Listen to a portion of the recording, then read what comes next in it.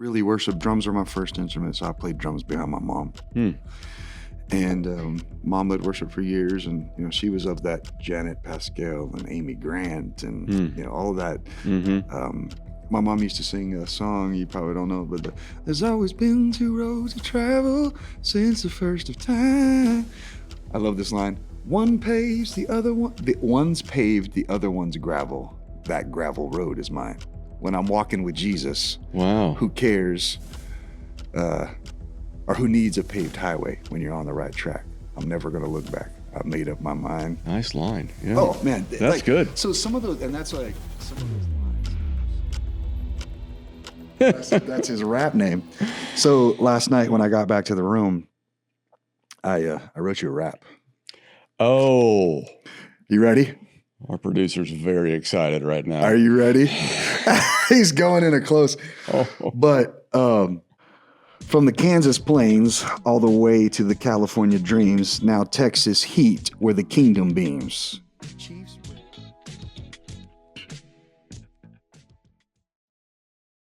Welcome to Simple Faith. Today I get a chance to sit down with a worship leader extraordinaire who's traveled the globe teaching people about Jesus through music. We get to the root of what inspires him musically, the music that has helped him in his faith. We'll talk about various songs along the way. He'll play various songs. I'll attempt to sing along once in a while. And he actually ends this whole thing with a rap he's written.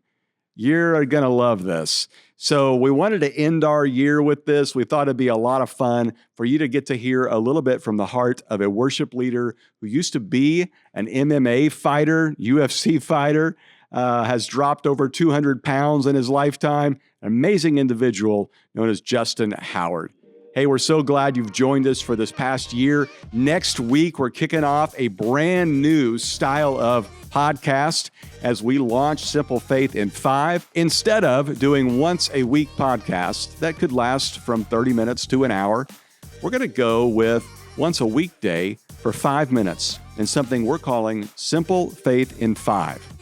This will allow us to walk through the life of Jesus as we teach through it on our weekends at Church 360, and also follow along with an incredible resource called Quest 52 by a guest on our show, Mark Moore. You're going to want to pick up a copy of that. Make sure you subscribe to the podcast. Make sure you tune in to the message on the weekend.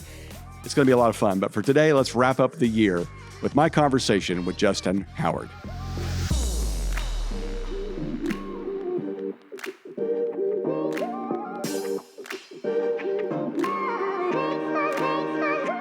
Justin, thank you for joining us. I don't know where this conversation is going to go, but it's always fun with you. For our listeners, some of our listeners know you because you've been leading worship a lot for us around Church 360. And this will probably get shared with some people that know you from many other outlets as well. So I want to start with this. You used to fight UFC, mixed martial arts. Tell me about that side of Justin that we don't always know. Okay. It's actually very interesting. So I'm born and raised preacher's kid, pastor's son. Okay. We've talked about how, my mom and dad were senior pastors of my grandfather's church, and then, the pastors of my grandfather's church, senior pastors. So I'm going to Bible college, and I'm 6 months in, and I'm like, I don't want to do this anymore. Yeah. Like I'd seen too far down the religious rabbit hole. And I'm like, what could I do that is so polar opposites? My grandfather is the general superintendent of the organization that we're a part of. So it's like, what can I do? And I met a guy named Dan Freeman. Dan Freeman is the foster brother of Ken Shamrock. And he has a gym in Modesto, California. And I'm like, I've never trained. I've never done anything, but I think I can do that because I was pretty agile. I'm a pretty good athlete.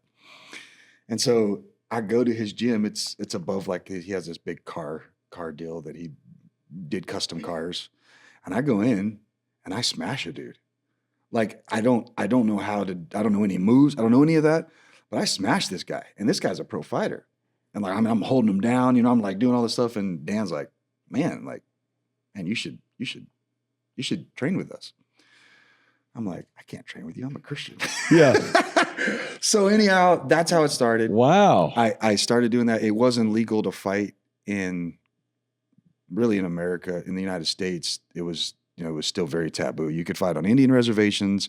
You could fight in Boulder, Colorado. You could fight in Buffalo, New York. And even sometimes we would fight on Indian reservations out there and, where I met you. And there'd be sheriffs, depending on the sheriffs would be waiting to arrest you. So, I mean, sometimes that would happen. So I started fighting in Tijuana. Really? So my first 5 fights were in TJ. Yeah, because promoters would throw fights. So it was like outdoor events. One of my first fights that I fought a guy. At that point, I was about 234 pounds. And I fought a guy who was 6'8", 380 something pounds, this big old Samoan. And I beat him in 15 seconds.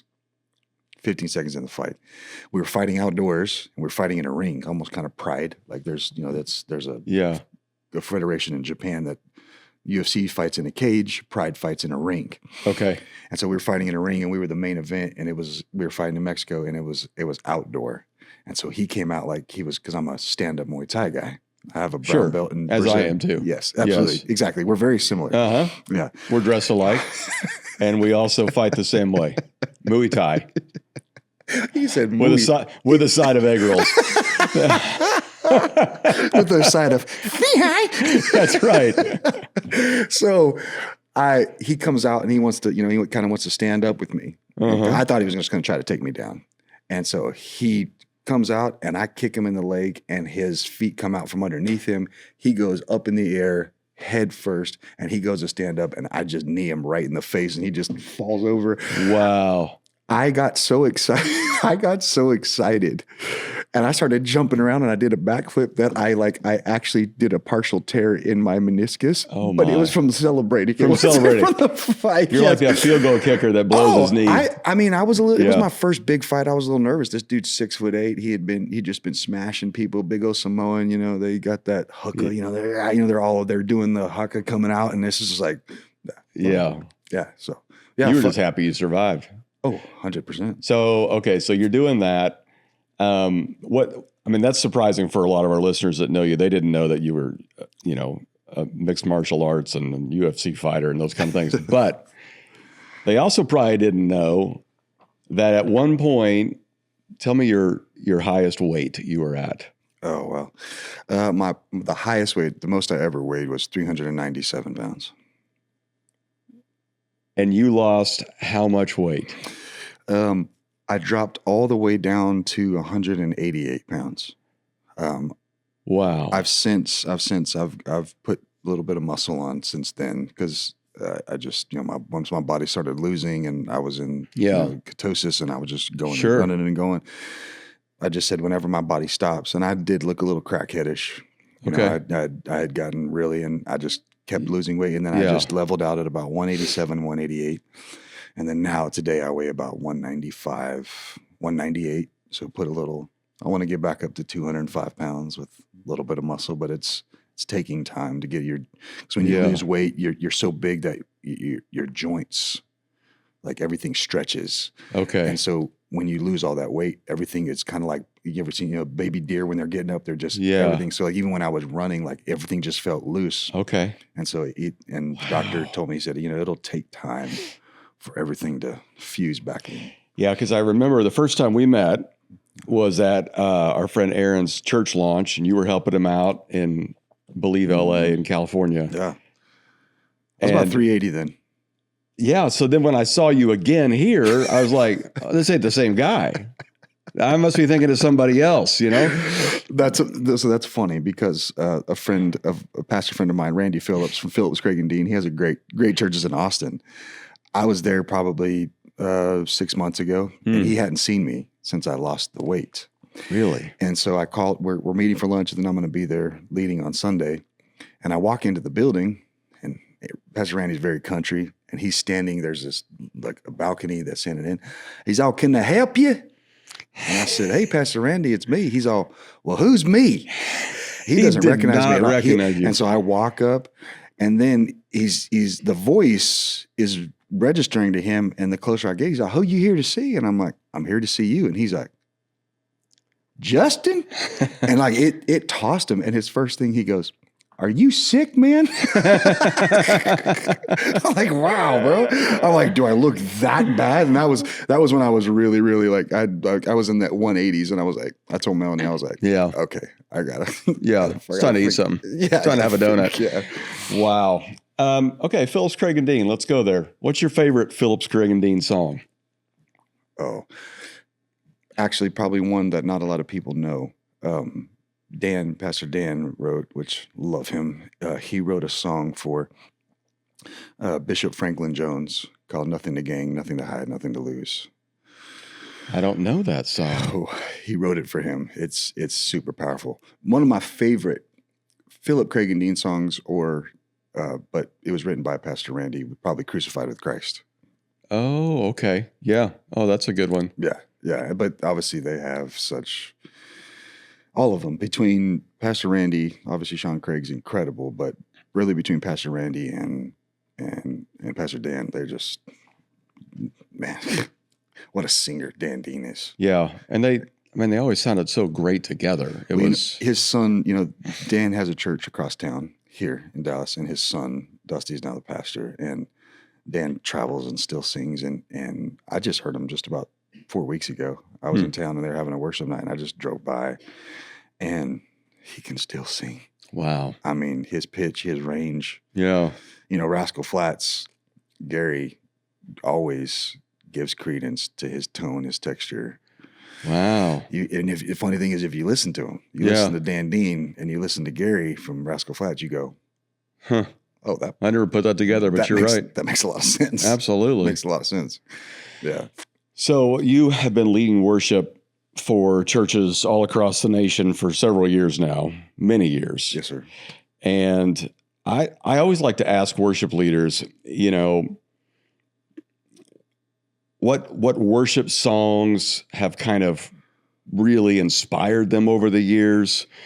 Because, as a preacher, I have preaching heroes that some of their messages still resonate with me. I still love. Same. And, other people would think, okay, yeah, that was fine, but it did something for me. What were some worship songs maybe in your past, or I guess it could be in the present, that really helped develop you as a worship leader?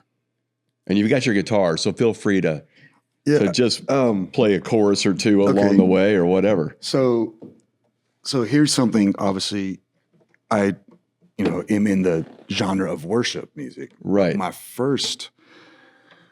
The first label that I signed to was I was signed as a pop country. Oh, okay. So I've got to sing on, Gaither Homecomings and sing at the Grand Ole Opry Hotel and shoot stuff there. Wow, okay. Yeah, so I traveled with a guy. His name was Dusty Wells, and sorry, you know me, I'm going to tell stories with my... That's fine. So Dusty was on the road for years with she really called him her son, which is Dottie Rambo. Okay. So Dottie Rambo has written hundreds of songs. Yep. I mean, hundreds of songs. Yep. And so, like I said before, my mom played the organ in my papa's church. So she was the worship director. And for the listeners that maybe don't know and maybe never heard me tell it in a worship setting, but Sunday night, I grew up in Sunday night church, back in the day. So mom's leading worship on a Sunday night. And I just found this out the other day because I told mom this, and she was like, oh, not only did my water break while I was playing worship in the service, she said, I went out and there was nobody else to play. And so my dad was freaking out. And she said, I can finish service. My mom finished service and then went to the hospital and had me, right? So, so I kind of grew up in Northern California. So I grew up in the gospel world, Walter Hawkins wasn't very far. So we'd always go up to Hawkins. And so we grew up in that. But I grew up around, so like songs like, I feel the touch of hands so kind and tender. Just old hymns. Leading me to the paths that I have followed. And we were on the road and we used to do that song, I'll have no fear, 'cause he is right beside me.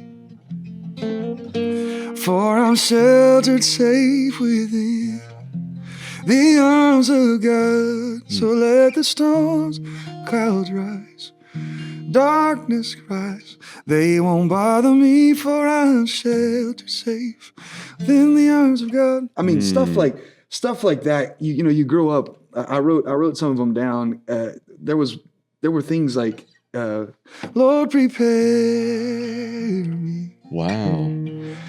To be a sanctuary.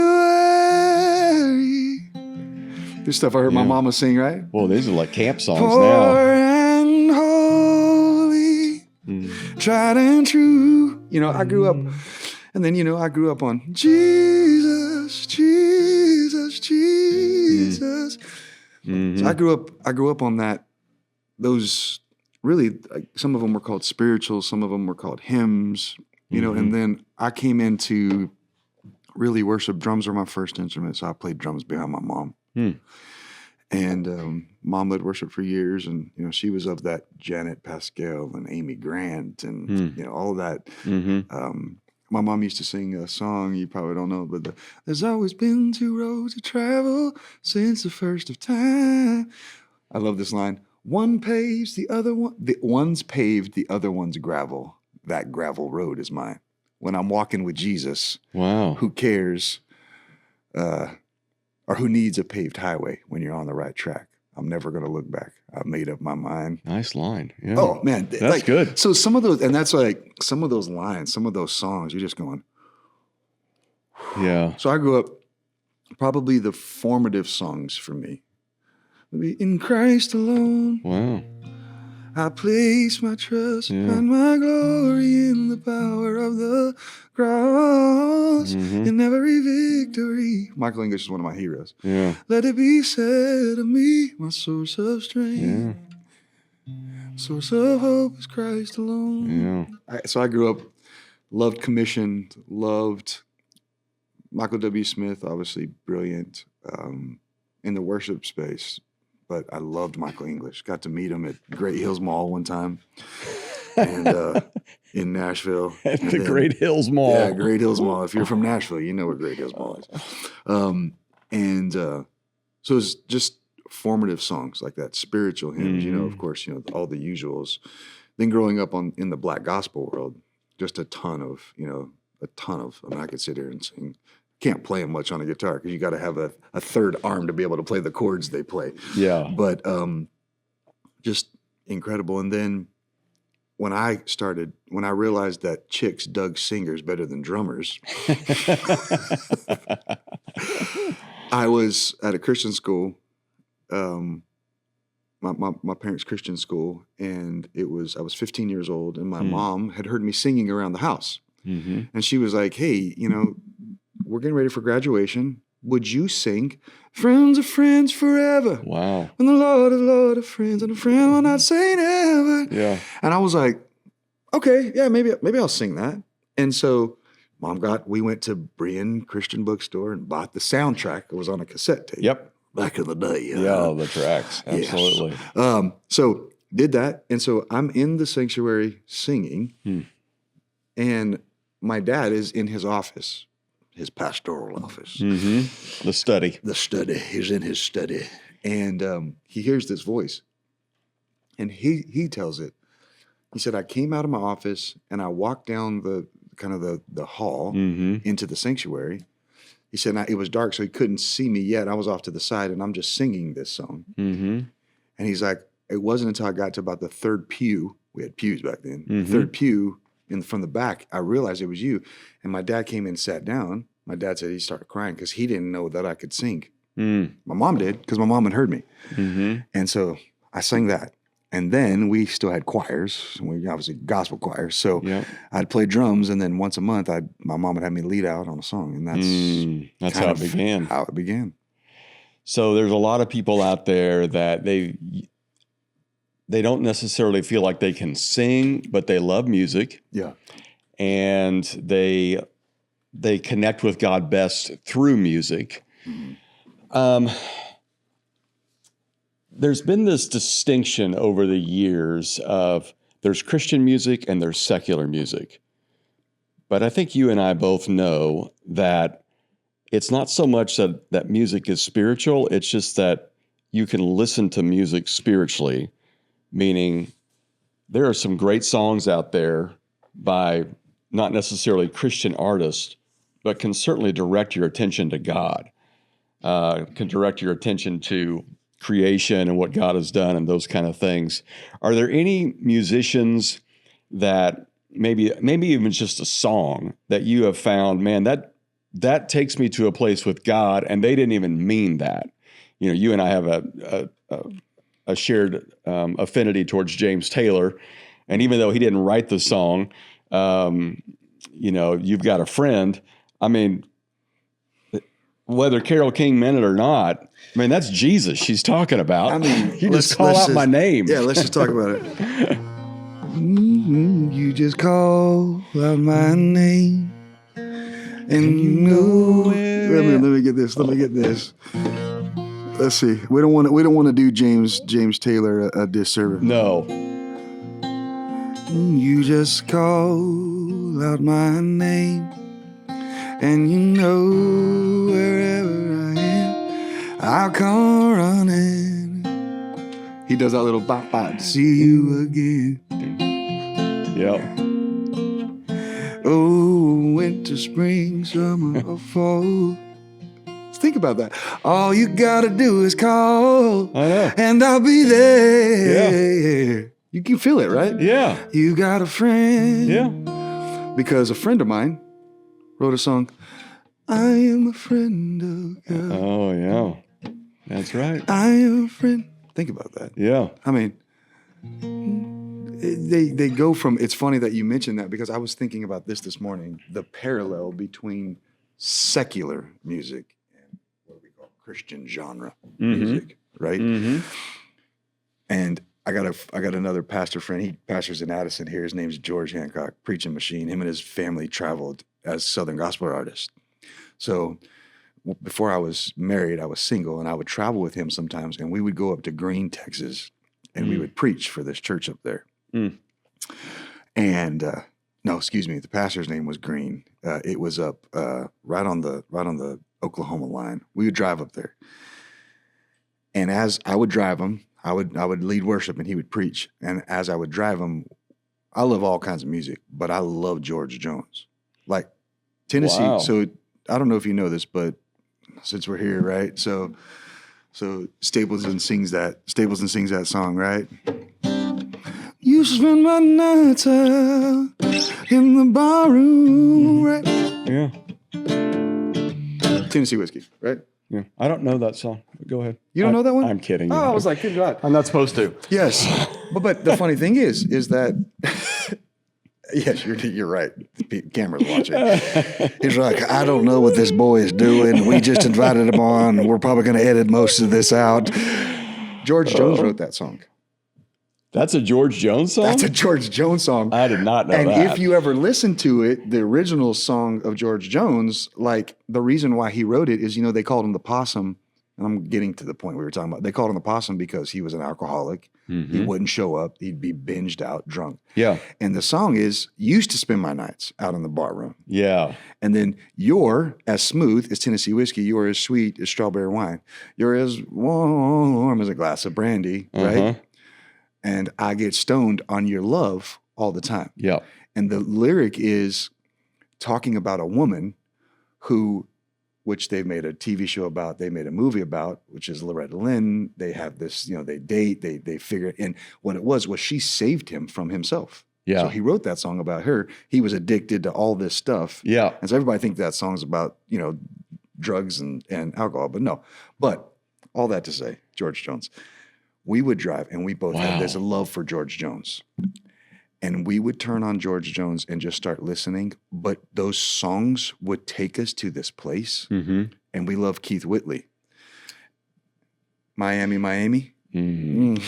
Well, I have a special place in my heart for Keith Whitley because of his song, Tell Lori I Love Her, which is, soul crushing because he's dying of alcoholism. Yes.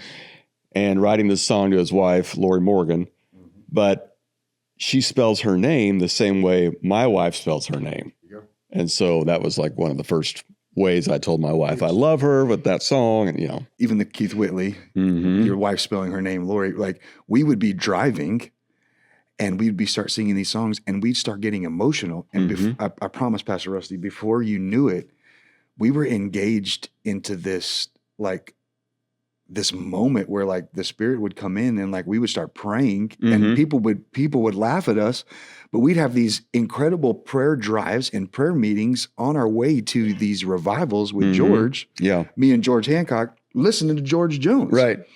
But here's the other thing. Just a couple years ago, 2 years ago, Houston has the livestock show and rodeo and they have incredible concerts. So I do a bunch of prison stuff with an old football player, and he has incredible seats. So we got to go see George Strait. Okay. And we're like from here to the door from the stage. And I sat there and I cried the entire time. And the same feeling that I'm feeling in that moment because of the compassion, the love, it's taking me back to these places is really the same spirit that I feel when I sit inside of a worship service, because the spirit, music is tied to emotion. Yeah. And sometimes your emotion, as you're leading, you're taking people because it's all about environment. Well, and let's get to the real deep, substance of it all. I mean, it comes back to how we're wired as humans. Right. We have this deep need to connect with each other, to connect with God. And when a song takes you to that place, I can remember sitting in a James Taylor concert and he's playing Caroline in My Mind, talking about being homesick as a 20-year-old, trying to make it in the music business. And he wrote that song about going back to Carolina. And I'm like having this emotional moment. Oh, yeah. Thinking about being homesick and the whole deal, And then, I remember being in Hollywood Bowl, maybe one of the best concerts I ever saw, Billy Joel. I mean, scenes from an Italian restaurant breaks your heart over a couple, this rise and fall of this relationship. And, that's a soul kind of thing of, man, I feel for this couple. I relate in some ways. And it's just, that's something God's wired in. And that can come from any genre or demographic because it's from the Lord. Yeah. Well, and it's funny because obviously growing up in the gospel world, that translates over into like R&B stuff and even chord progressions. Yes. Like chord. It's funny. I'll be singing something and, it's kind of like a couple weeks ago here on September 21st, it landed on a Sunday. Yeah, that's right. So we did my friend's the music director for Earth, Wind and Fire, and he goes to Aaron's church. He's a genius, and right? Yeah. Do you remember? Right? And that's what we were gonna do. But we went into, I could see people, they started mouthing that, and we were like, "You're the earth beneath my feet." Because it's music, it's the chords, it's the sound that takes you into these things. And there's times I grew up, Southern California, so I love ska growing up. Like I was a huge Supertones were my jam. I've seen the Supertones so many times that I actually got to surf with them a few times. Like I love the Supertones. Like PAX 217 and the Supertones were like my jam back in the day. Right. And then I went dark and became friends with the guys from POD, and then I loved POD. POD, okay. Yeah. So and I'll tell you this, I get my musical talent from my mother, but I get my love for music from my father. Huh. My father loved all genres of music. Every Saturday morning, growing up, as long as I can remember, we would do two things. We would go to a swamp meet.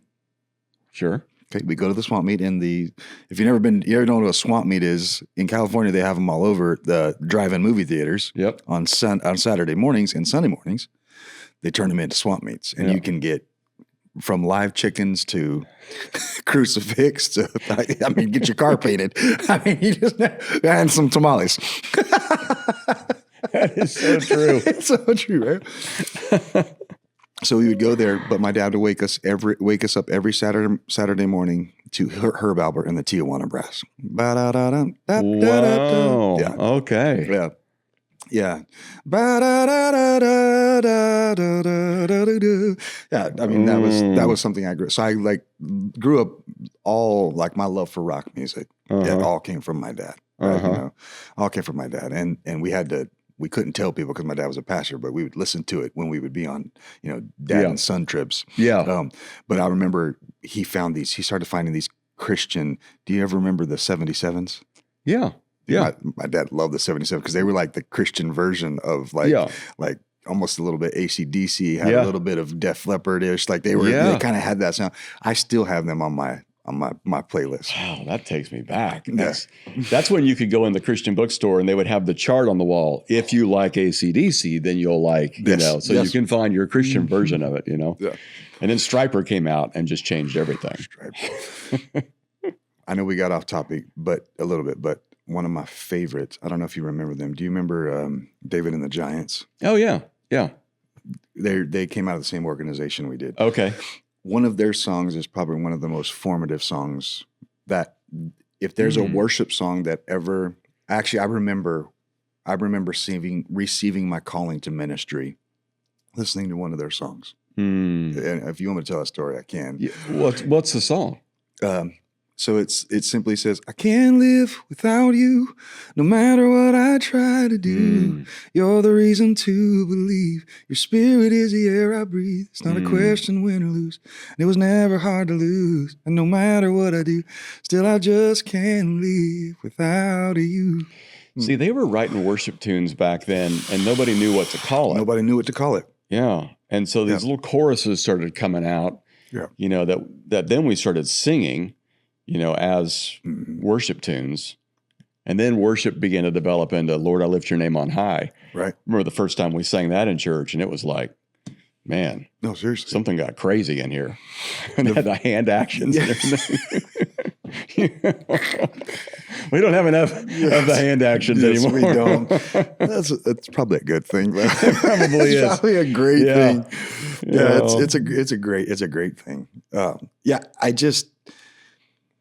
It was weird. It was after school one day and I was playing drums. I played drums and I had the cassette with my boombox with a pair of headphones plugged into my boombox. Plugged into the boombox, yeah. And that I was playing rock at. I'm still rocking. Right, I'm doing this. But on that cassette, a couple songs down, that song comes on. Oh, wow. And my first response is to reach down and then something spiritually happens. And it was kind of weird. We had a baptismal on the backside of the stage platform. And then behind that was a little office. And then it was where all the band members stored all of their amplifiers. So I had these big closets. They were about like this big. Huh. And they would slide their amplifiers in. It was after school. Like I said, I went to the Christian school. I felt this thing that I'd never felt before. This presence I had never, ever felt before. I didn't know what to do with it. And I felt like I needed to be I needed to hide. Mm-hmm. It was almost like a Samuel moment. I feel like I needed to hide. And the first thing I thought was, I can get in those closets because we used to play hide and seek. Mm-hmm. I'm like 11 or 12 this year. And I go inside that closet and I pull it shut. It's dark in there. And I got my cassette player and I'm just over and over. And Pastor Rusty, I'm weeping. Yeah. I'm bawling, crying. I'm in this spirit realm. Yeah. And I just thought I was in there for just a little while. It's 8:00. My parents can't find me anywhere. School let out at 2:30. And I've been for 5 hours. I've been pushing. You're like Jesus in the temple. It's exactly. I've been pushing rewind, and this song has just been and I'll never forget. My parents tell this. They're searching high and low for me. I mean, everywhere. And one of the guys finds me and then goes and gets my parents. And my parents sat out there for about 20 minutes, just in the hallway, when they found out I was okay.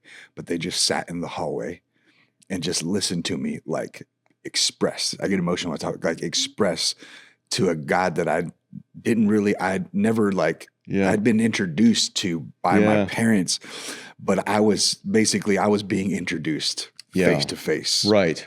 to not just calling, but I was being introduced to the King in this place. And you would think, well, that's a rock band.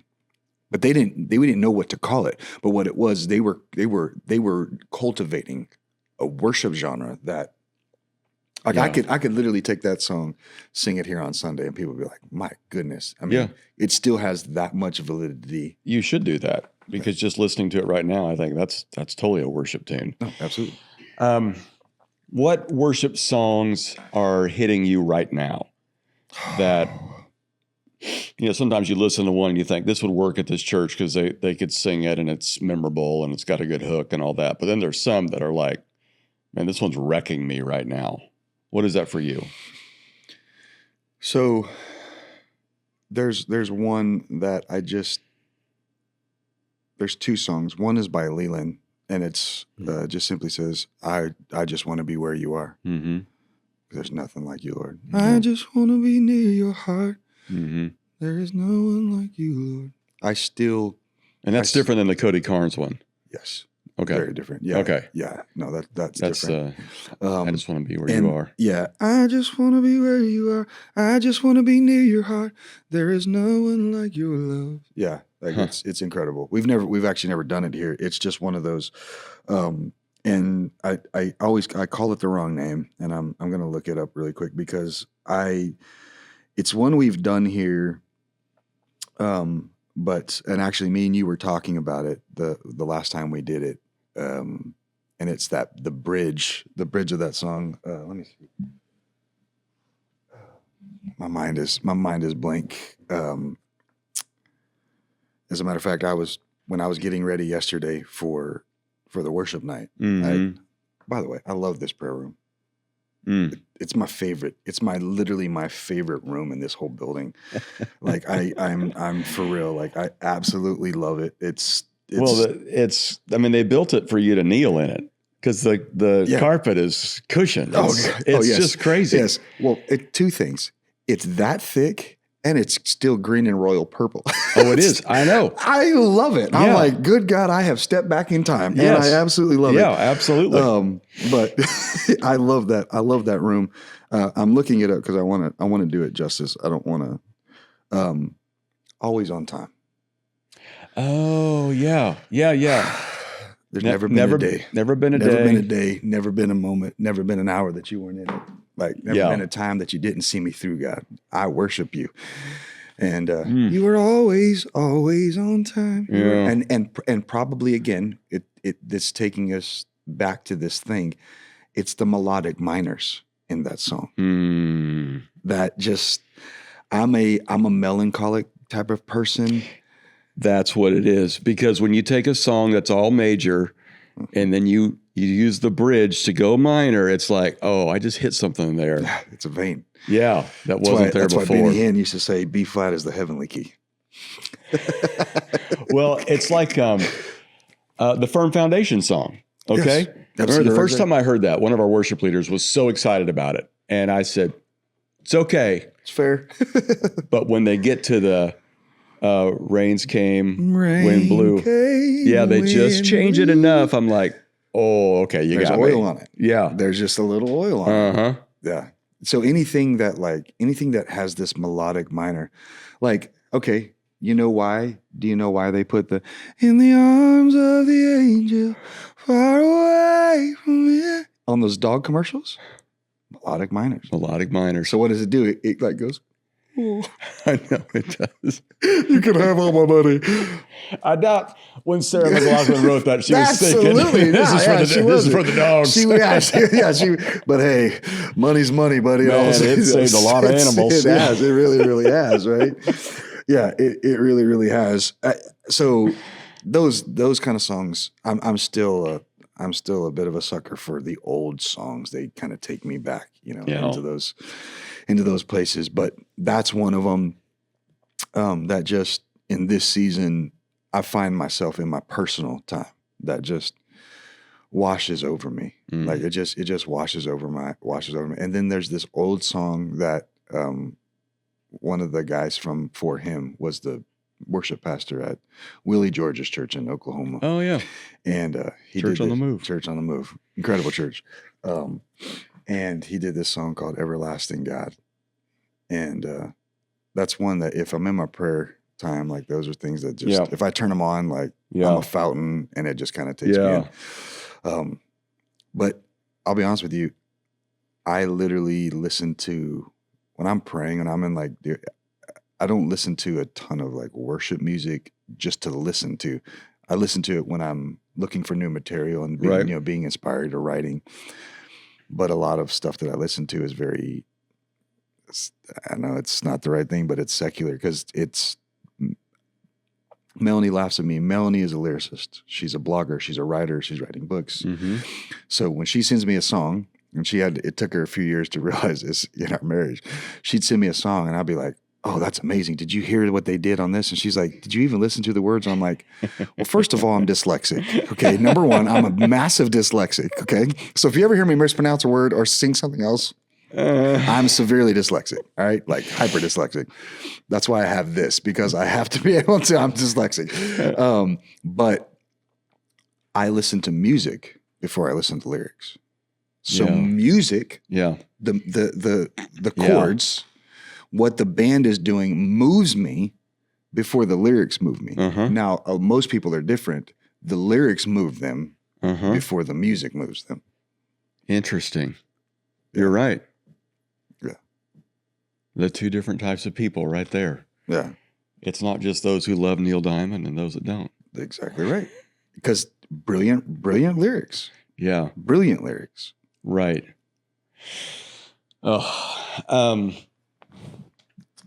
right now, as we're talking, they've just released a concert that was done it was probably about 7 years ago, on the 20th anniversary of Rich Mullins' passing. Rich Mullins, singer-songwriter, 80s, 90s, brilliant. Didn't write Our God? Yep, wrote Awesome God, and died in a car accident at the age of 43. Anyway, they did this concert where they did a bunch of his songs, and they've just released it now, and it's out. And I said this to a friend one time. I'm obviously still brokenhearted that Rich died way too early, but his passing made me listen to his songs a whole lot closer.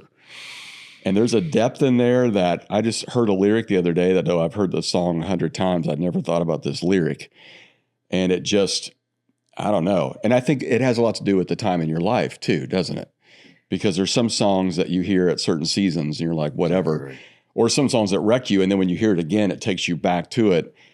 This is the reason the Bible talks so much about music, because it grabs our heart, and why heaven's filled with music. Yeah. I think that, first of all, isn't it always weird how we don't appreciate when people are living, we don't appreciate their art. Right. And then when they're gone, whether that's movies, whether that's songs, whether that's books, and then you go back and you read it and you go like, oh my goodness. Yeah. Like what in the world? How did we miss that? Yeah. But I think it's absolutely true. It's always these songs that music always takes us somewhere. It's kind of like smells. Yeah. If you smell something, right, like, it'll take you like right back. Right. But like Miami, for instance. Yeah. My friend Jonathan Moore, who pastors a church he has a couple campuses out in San Antonio. If he listens to Miami, he starts crying. Everybody talks about the California quakes. First time I ever, because it literally takes him back to him and his wife Alicia on a date. And he fell in love with it in that moment. And so like these songs, like Rich Mullins, I mean, you think about Rich Mullins, like we don't talk about Rich Mullins anymore. We don't talk about, I had a lady last night come up to me and she's like, we got to get Stephen Curtis Chapman here. She talked to me too. Yeah, she went to high school with him. Yeah, she went to high school with him. And I started thinking about like instantly, like I say Stephen Curtis Chapman, and the first song I think of is to the T, to the R, to the E, to the A, to the S, to the U, to the R, to the E. Like that's my first one. And then saddle up your horses. Those are the songs that I think about. But if I start singing that, I instantly go back to Fresno, California. Yeah. K-Dove Radio, 88.9. I know exactly where I was. The first big concert I ever went to was a Third Day concert, and I got to meet Pac Pow, and I have a tambourine of Matt Powell's. Yeah. Wow. Yeah. Like you got the, like, but that was like, and that's who you listen to if you like Hootie and the Blowfish. Dude, I remember that being on the chart too. let me tell you, I love Hootie. We're going secular, but one of my favorite concerts I've ever been to was Jingle Ball in San Diego. And it was Hootie and the Blowfish, Alanis Morissette, the B-52s, wow. Train, yeah, the Lost Lonely Boys, and then my boys, Switchfoot. It was, and again, being in San Diego, me and a couple friends, we got to surf with those guys and kind of hang out with those guys. And they had this stage, it was a round stage. And basically it had it was sectioned into three. Yep. So it was basically like, it was a deal like this. Mm-hmm. And so once one got done, the stage would turn. Oh yeah. Yeah. And you've seen those. Yeah. So it had all these bands. And so literally they had like 45-minute sets. Yep. And dude, they just were like, but bro, Hootie, only want to be with you. You want to hear a crazy Hootie story, which I don't know if you've heard this or not. You know that the country song, the first country song he did. Wagon Wheel? Wagon Wheel. Yeah. Chris Stapleton wrote that for him. Really? Chris Stapleton wrote that for him, and Chris Stapleton sent him the demo of like, hey man, this is the demo. And Hootie listens to it, which that's not his name. Darius Rucker listens to it, and he goes, he just doesn't do anything with it. So like a week or two later, publicist calls, like, hey man, what are we going to do? No response. Months go by. And they're like, dude, what's going on? Like, and he's like, I'm not singing that song. I'm like, why? He's like, bro, did you hear the demo of this song? Like Chris Stapleton is doing the demo, the Wagon Wheel. I'm never going to, and they're like, and so they had to literally get Chris Stapleton and Darius Rucker together. And Darius Rucker was like, I'm not doing it. Like I could never do it justice. Yeah. And Chris Stapleton was like, that demo is never going to see the light of day. Anyway. I bet Stapleton crushes that song. I'm like, where is that demo? I want to hear that demo. Yeah. Anyhow, that was just a random. How about the song Stapleton wrote about his dog that died? Dude. That'll wreck you. That will wreck you. Prisoners, when I go into prison, they ask me to do that song. Do they really? Yeah, they asked me to do that song. Yeah. That's such a good one. One of my favorite, if we're talking about, a song that is not a Christian song, but he's quasi-Christian because he's now married to Amy Grant. Vince Gill is one of my favorite country singers. Oh, what a talent. But Key of Life. Yeah. About his dad. Yeah.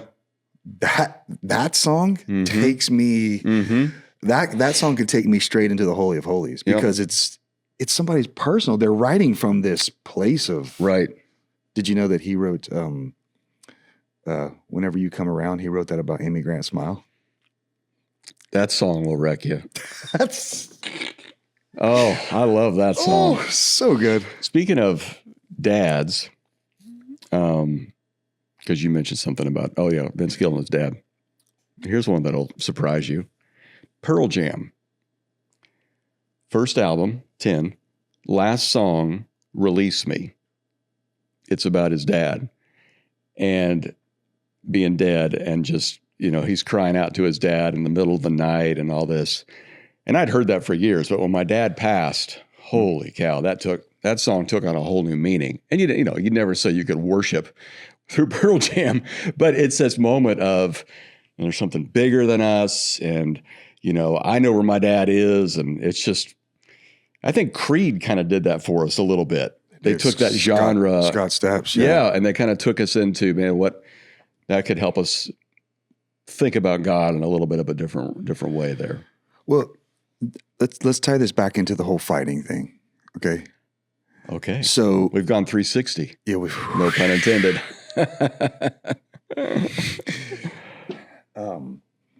I'm in Corona, California. I'm working as one of the MMA coaches for the UFC gym. It's the largest UFC gym. And me and Melanie are married, and I'm working on staff at a church, but it's a small church where we had taken it and revamped it, and so having to be a little bivocational. And so I'm teaching classes, and there's a professional fighter there who's in the UFC, who is, if I said his name, everybody would know who he was. Mm-hmm. He's having a hard life, but he had just got beat by a world champion that held the belt for years and years and years. One of the GOATs. And so he was on this comeback and he was trying to figure out how to come back. And so I'm in the middle of the Octagon in the UFC gym, and Melanie is over on the stair step or whatever. Mm-hmm. And I'm holding mitts for this guy. I mean, he's getting ready for a fight. I mean, we're going in, we're kind of sparring, and I'm holding mitts and we're going. And literally back here, Pastor Rusty, in the back of my mind, I hear the Holy Spirit go, tell him not to take the pills. And I'm just like, you're crazy. This dude's a psycho. Yeah. Okay? Yeah. like this dude's a psycho. And, you know, we're in a place that's not conducive to, like, you don't really feel like the Lord is going to move in the middle of, you know, there's headbanger. I mean, rock, just, it's a gym. You're in a fight environment. Right. I mean, we're working 20 minutes in, and I mean, it's getting stronger and stronger and stronger. And it's like, I can't. And I'm like, I'm not saying this to this dude. I am not telling this dude. And I'll never forget, his signature punch was a Superman punch, left hook, knee. And he throws a Superman punch, throws the left hook, and throws the knee. And before I knew it, I was like, hey, almost his name, hey, don't take those pills tonight. And the rage that came over him, he came after me. Wow. And he's cussing at me, and he's like, you know, who told you? And I'm just like, whoa, whoa, whoa, whoa. I'm like, whoa, whoa, whoa, stop, bro. And I grab him, I'm holding him, and I'm screaming in his ear. I'm like, calm down. And I mean, he's mad. And then something breaks in him, and I go, bro, you don't know what I'm about to say to you, but the Holy Spirit told me to tell you that.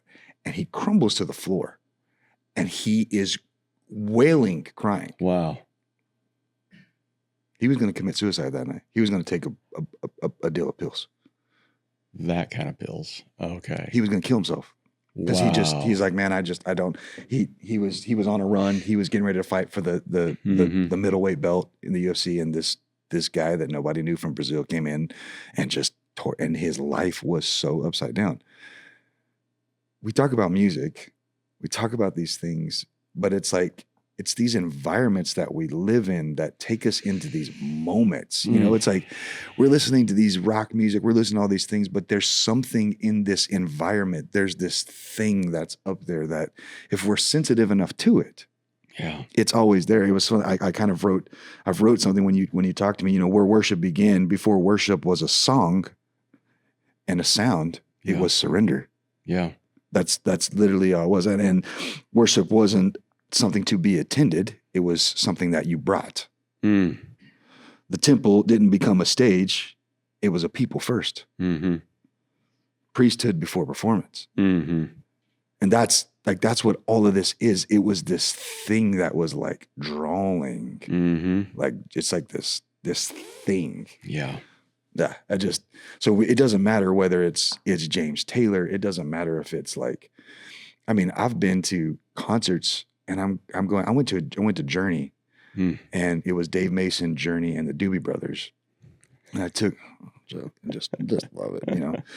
And I mean, you know, Michael McDonald will make you worship. So I was just getting ready to say, so we talked about this. My buddy Jacob Lowry is Michael McDonald's bass player. He's on the road with them, and when they come to the Woodlands, I get to go to those concerts.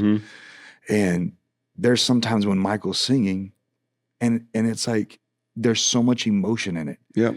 And there's so much, it's spirit. Like it is that element of aesthetics. Yeah. Why do we look at things and we feel something? Why does art move us? Why does music move us? And it's because we are created in the image of God. Yeah. And he's the grand artist. Yeah. What a great place for us to wrap. You took us back. Yeah. Thank you. Hey, I got something for you. So this may not make it, but so we met in California, and we have like this West Coast affinity, right? And so I always tease him. I call him the notorious PRG. And I said, that's his rap name. So last night when I got back to the room, I wrote you a rap. Oh, you ready? Our producer's very excited right now. Are you ready? He's going in a close. What? Did we just become best friends? Yep. But I just want to say this about Pastor Rusty, and I know a lot of people call him Rusty, but I call him Pastor Rusty, and my name for him is the notorious PRG, and you'll understand what I mean by this. But I've grown to love Pastor Rusty, and I've grown to just admire him. And there's a few things in here, but from the Kansas plains all the way to the California dreams, now Texas heat where the kingdom beams. Chiefs red in his blood, but I'll let that slide because the man got the wisdom and the spirit inside. You just call out my name. Yeah, I'll catch that plane. From the fire and rain to the copper line flame, steamroller soul, roll heavy in his lane. With vision so clear, it could drive you insane. Lakers out west, but now you got the Mavericks down south. Now, this is for you. Mitch Hedberg wit. When he opens his mouth, crowds cracking up, man. They just can't stay still. While he dropped in kingdom truths with surgeon skill, hysteria when spirit come near you. You got it. Got a vision so sharp, whole life's gonna steer you. Real life to 360 change. From the block to the boardroom, hearts in his range. Ain't no fear in you, just faith in the scenario. Watch the change break, see the people arrange. Notorious PRG, man, he brings that change. I got some more. From the yellow brick road to the California breeze, now Texas skies where the kingdom freeze. And this is a line that I love because I told you this when I seen you dancing with your daughter at your wedding. But I love this line because Girl Dad rocks and he leads the way. Teaching young kings how to kneel and pray. Faith walker, mountain mover, storm walking strong. Been in battles all day, but still sings his song. Grace in his pocket, truth on his tongue, shines so bright, even darkness run. I've seen fire, and I've seen rain. But through every storm, he still lifts the name. Copper line fades, nights dragging on, but the beat still thumps like a Def Leppard song. So when you call out his name, you know the game. He'll still come a-rummin' with the spirit, never chasing fame. From Oz to the coast to the southern flame, notorious PRG, now you know his name. That's it. There will never be another podcast. We're ending on a high note. Justin, thank you. You're welcome. Glad to be here. Well, I hope you enjoyed that rap as much as I did. I've never had anybody write a rap about me. That was fun. Oh, what a great guy. What a great time. Hey, I hope you enjoyed this past year. I'd love to know what some of your favorite episodes are. Check it out my Instagram page. Leave me a message. Let me know what some of the highlights of the last year were. And get ready for next year. Oh, it's going to be off the hook as we get ready for Simple Faith in 5 every single weekday. Hey, hope you had a great year. Hope you have a great next year. And as always, keep it simple.